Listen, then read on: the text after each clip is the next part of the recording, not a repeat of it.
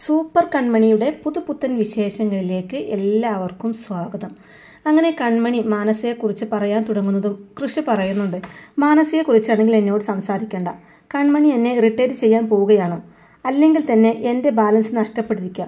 എനിക്കിഷ്ടമല്ലാത്ത കാര്യങ്ങൾ പറഞ്ഞ് എന്നെ കൂടുതൽ ടെൻഷനാക്കരുത് എന്ന് കൂടി പറയുമ്പോൾ കൺമണി സോറി പറയുന്നുണ്ട് കൃഷിനോട്. കൃഷിയുടെ ഇപ്പോഴത്തെ മാനസികാവസ്ഥയിൽ തൽക്കാലം ഒന്നും പറയുന്നില്ലെന്ന് കരുതി കൺമണി പിന്നീട് മാനസയെക്കുറിച്ചൊന്നും മിണ്ടുന്നില്ല. എങ്കിലും കൃഷിയോട് ചോദിക്കുന്നുണ്ട്, സാറിന് ശത്രുക്കൾ ആരെങ്കിലും ഉണ്ടോ എന്ന്. ഉണ്ടെന്ന് മറുപടി കൊടുക്കുന്നുണ്ട്. 2 പേരുണ്ട്. ഒന്ന് ഇപ്പോൾ ബാംഗ്ലൂരിലേക്ക് പോയ മാനസ, മറ്റേതൊരു പഴയ ശത്രുവാ, പേര് കൺമണി.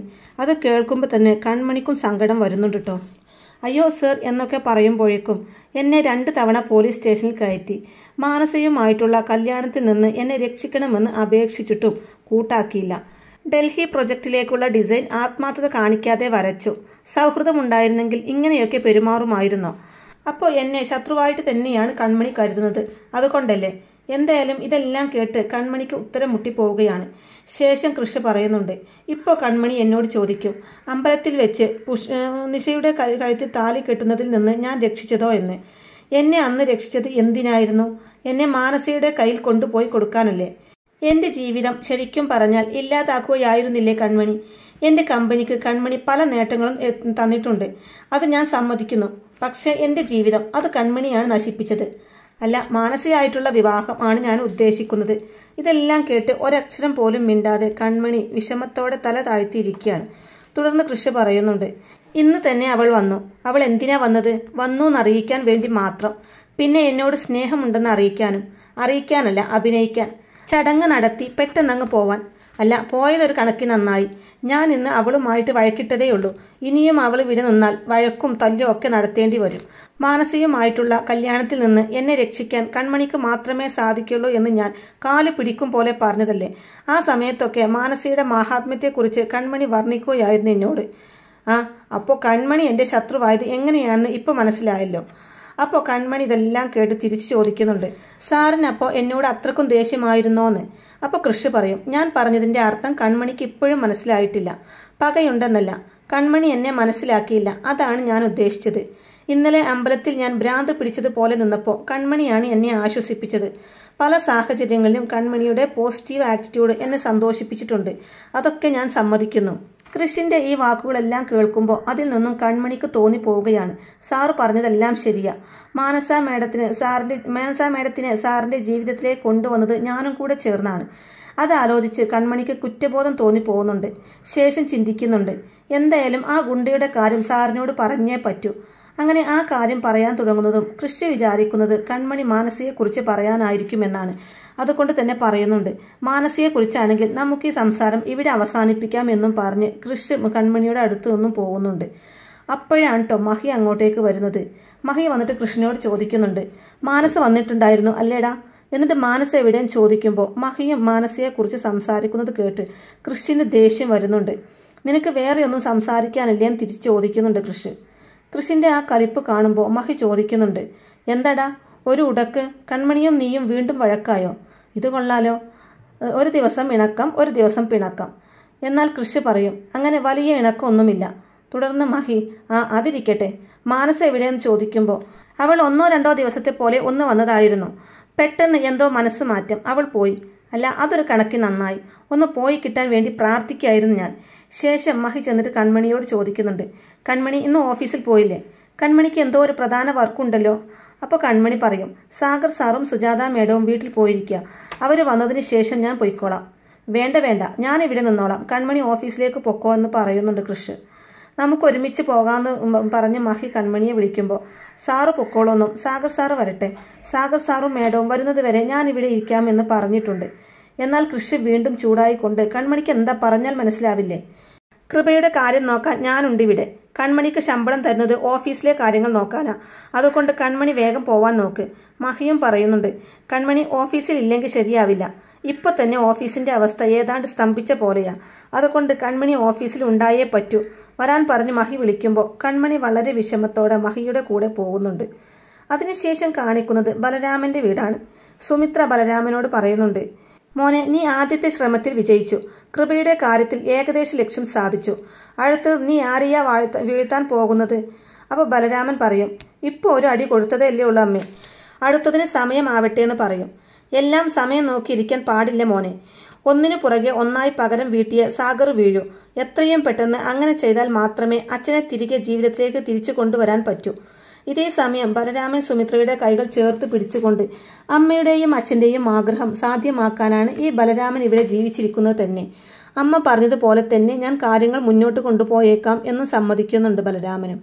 നിന്റെ മനസ്സിലെ ചാഞ്ചാട്ടമൊന്നുമില്ലല്ലോ എന്ന് സുമിത്ര സംശയത്തോടെ ചോദിക്കുമ്പോൾ, ചാഞ്ചാട്ടോ എന്തിന്? അമ്മ എന്തൊക്കെയാ പറയുന്നത്? അല്ല, ഞാൻ ചോദിച്ചെന്നേ ഉള്ളൂ. എന്തായാലും മനസ്സിൽ സംശയം ഒന്നും വരരുത്, ലക്ഷ്യം മാത്രം മതി മുന്നിൽ, അത്രയേ ഉള്ളൂ എന്ന് പറയുന്നുണ്ട് ബലരാമനും. അതും പറഞ്ഞ് ബലരാമൻ മുകളിലോട്ട് കയറി പോവുകയാണ്. ലാലിയാണെങ്കിൽ ഇതൊക്കെ കേൾക്കുന്നുണ്ടായിരുന്നു. ലാലിക്കൊരു ഗുഡ് മോർണിംഗും കൂടെ പറഞ്ഞിട്ടാണ് കേട്ടോ ബലരാമൻ മുകളിലോട്ട് കയറി പോകുന്നത്. ശേഷം ലാലി സുമിത്രയുടെ അടുത്ത് ചെന്ന് ചോദിക്കുന്നുണ്ട്, ഈ രീതിയിൽ എന്തിനാ രാമൻ കുഞ്ഞിനെ ശാസിക്കുന്നത്?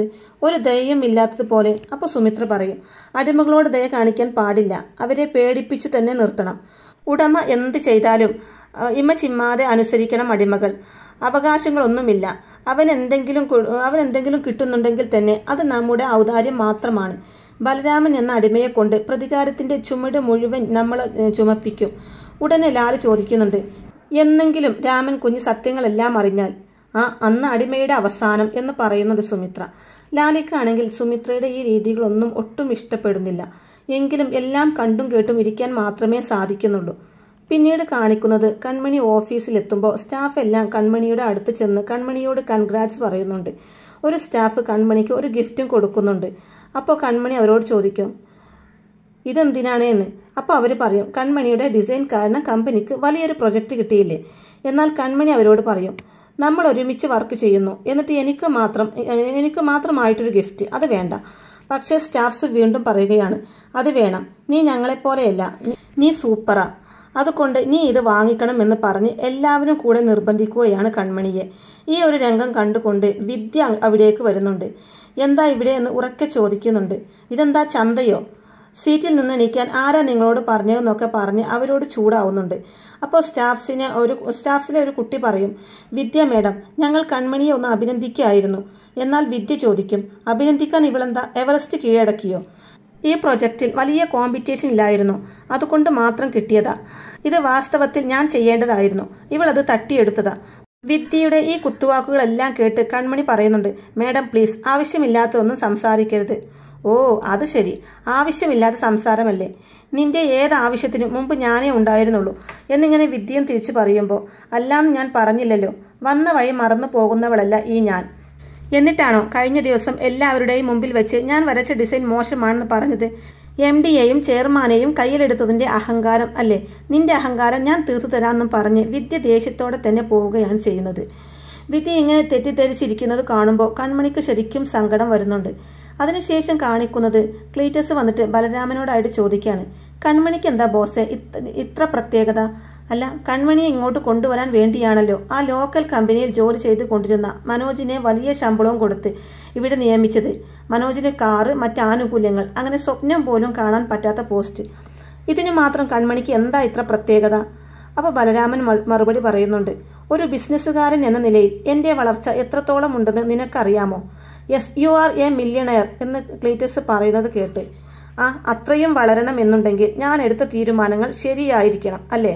Yes sure. മറ്റുള്ളവർക്ക് കാണാൻ പറ്റാത്തത് ഞാൻ കാണും.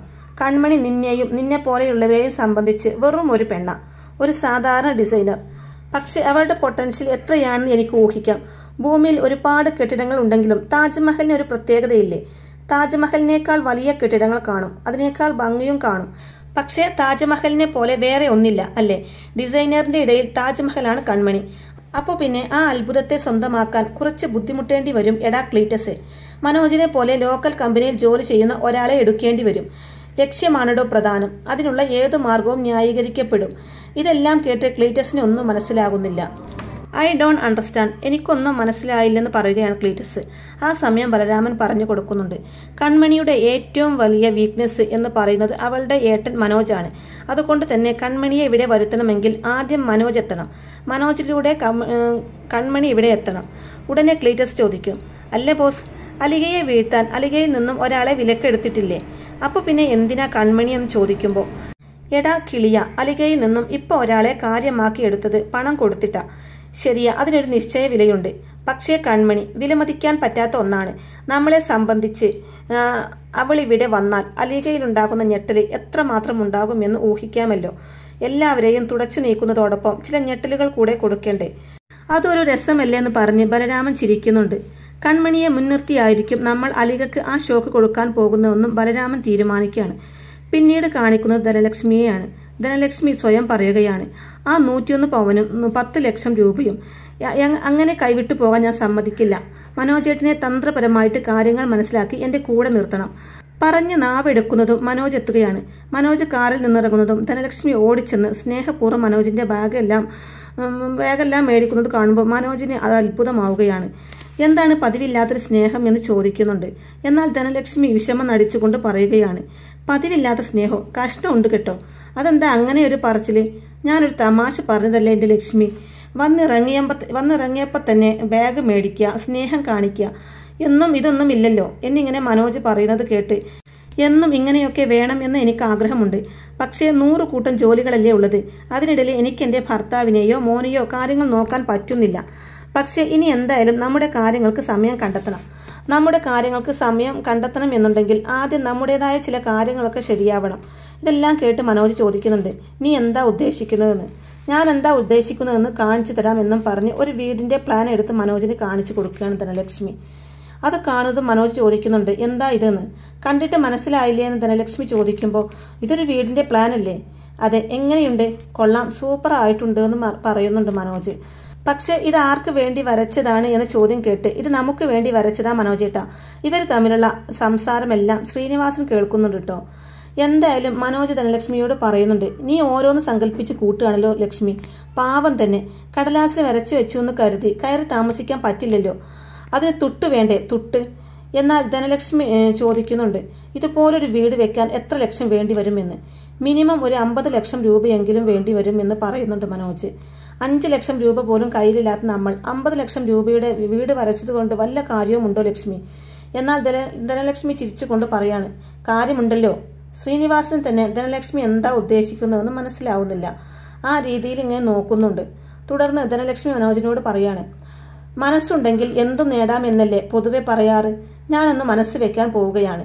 മനോജേട്ടൻ കൂടെ നിന്ന് തരണം, അത്രേ വേണ്ടൂ. നമ്മുടെ ജീവിതത്തിൽ ഒരുപാട് നഷ്ടങ്ങൾ സംഭവിച്ചിട്ടുണ്ട്. കല്യാണം കഴിച്ചു കൊണ്ടുവരുമ്പോൾ ഞാൻ കൊണ്ടുവന്ന സ്വർണം മനോജേട്ടന് അറിയാത്ത പല ബിസിനസ്സുകളും ചെയ്ത് ഇല്ലാതായില്ലേ? ഉടനെ മനോജ് പറയുന്നുണ്ട്, അതൊരു ചെറിയ തുകയല്ലേ ലക്ഷ്മി? ആയിക്കോട്ടെ, എങ്കിലും നഷ്ടം തന്നെയല്ലേ? പിന്നെ നമ്മൾ ഈ താമസിക്കുന്ന വീടാണെങ്കിൽ എപ്പോഴാ ജപ്തി ചെയ്ത് പോകുന്നതെന്ന് അറിയത്തില്ല. പിന്നെ അച്ഛന്റെ അസുഖത്തിന്റെ ചികിത്സയ്ക്കൊക്കെ ആയുള്ള കുറെ ഓട്ടപ്പാച്ചിലുകൾ. എന്റെ മനോജേട്ട, ഇതിന്റെയൊക്കെ ഇടയിൽ പലിശക്കൊക്കെ കൊടുത്തും മിച്ചം വെച്ചും കൂട്ടിവെച്ചും ഞാൻ കുറച്ച് പൈസ ശേഖരിച്ചു വെച്ചിട്ടുണ്ട്. കുറച്ച് പൈസ മനോജേട്ടനും കൂടെ തന്ന് സഹായിച്ചാൽ പിന്നെ ഈ കടലാസിനുള്ളതിനെ നമുക്ക് യഥാർത്ഥ വീടാക്കാം. എന്നാലും ലക്ഷ്മി, ഇതിനു മാത്രമുള്ള പണം നീ മിച്ചം വെച്ചിട്ടുണ്ടോ? ഉണ്ട് മനോജേട്ടാ, ക്യാഷ് ഉണ്ട്. മനോജേട്ടൻ കൂടെ നിന്നാൽ മാത്രം മതി, ബാക്കിയൊക്കെ ഞാൻ ഏറ്റു എന്ന് പറയുന്നുണ്ട് ധനലക്ഷ്മി.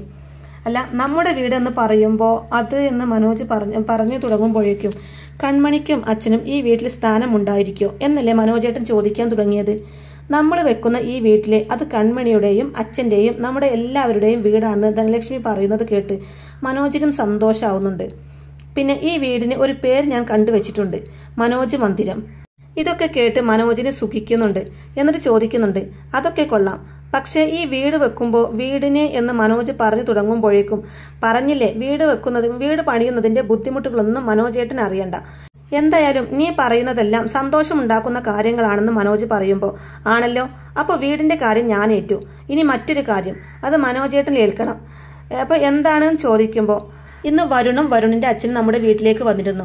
അന്ന് മനോജേട്ടനോട് വരുൺ ചോദിച്ചില്ലേ, കല്യാണക്കാരും എളുപ്പത്തിലാക്കണമെന്ന് പറഞ്ഞില്ലേ, അതൊന്ന് ഓർമ്മിപ്പിക്കാൻ വേണ്ടി വന്നതാ. അവർക്ക് നല്ല പരിഭവമുണ്ട്. മനോജേട്ടൻ കൺമണിയെ കൊണ്ട് എങ്ങനെയെങ്കിലും ഈ കല്യാണത്തിന് സമ്മതിപ്പിക്കണം. അവളെ കൊണ്ട് സമ്മതിപ്പിക്കാൻ ഒരു വഴിയുണ്ട്. അതെന്താണെന്ന് മനോജ് ചോദിക്കുന്നതും, എന്തൊക്കെ വന്നാലും ആ 101 പവൻ നമ്മൾ തിരിച്ചു കൊടുക്കില്ലെന്ന് കൺമണിയോട് പറഞ്ഞേക്കണം. എന്നാൽ മനോജിന് അതത്ര സമ്മതാവുന്നില്ല. എങ്കിലും ധനലക്ഷ്മി നിർബന്ധിക്കുകയാണ്. അതങ്ങ് പറഞ്ഞാൽ മാത്രം മതി. കല്യാണം കഴിക്കുകയോ കഴിക്കാതിരിക്കുകയോ ഒക്കെ നിന്റെ ഇഷ്ടം. പക്ഷെ ഞങ്ങൾ ആ 101 പവൻ തിരിച്ചു കൊടുക്കില്ല. അങ്ങനെ നിർബന്ധിച്ച് ഒന്ന് പറഞ്ഞു നോക്കുന്നേ, അവൾ താനെ സമ്മതിക്കും. ധനലക്ഷ്മിയുടെ ഈ പ്ലാനിങ് എല്ലാം കേട്ട് വല്ലാതായി നിൽക്കുന്നുണ്ട് കേട്ടോ ശ്രീനിവാസൻ. അപ്പോൾ ഇങ്ങനെയൊക്കെയുള്ള നല്ല അടിപൊളി എപ്പിസോഡുകളൊക്കെയാണ് കേട്ടോ സൂപ്പർ കൺമണിയിൽ വരാനിരിക്കുന്നത്. അപ്പോൾ ഈ റിവ്യൂ ഇഷ്ടമായിട്ടുണ്ടെന്നുണ്ടെങ്കിൽ വീഡിയോ ലൈക്ക് ചെയ്യാനും ചാനൽ കൂടി ഒന്ന് സബ്സ്ക്രൈബ് ചെയ്ത് സപ്പോർട്ട് ചെയ്യാനും മറക്കല്ലേ ഫ്രണ്ട്സ്. താങ്ക്